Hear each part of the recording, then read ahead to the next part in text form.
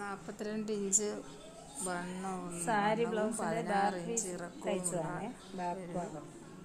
Sari ബ്ലൗസിൽ stitch front ചെയ്താണ് ഞാനിപ്പോൾ ഇട്ടേ. അങ്ങനെ ബാക്ക് പീസിലാണ് കഴുത്ത് 10 ഇഞ്ച് ഇറക്കം എടുത്ത് തയ്ച്ചതാണ്. ഓക്കെ, ഇഷ്ടപ്പെട്ടോ? എല്ലാവരും ഇഷ്ടപ്പെട്ടെങ്കിൽ ലൈക്ക് ചെയ്യണം, സബ്സ്ക്രൈബ് ചെയ്യണം, കമൻറ്റ് ചെയ്യണം, ഷെയർ ചെയ്യണം. ഫ്രണ്ട് പീസ് 2 ഭാഗമായിട്ട്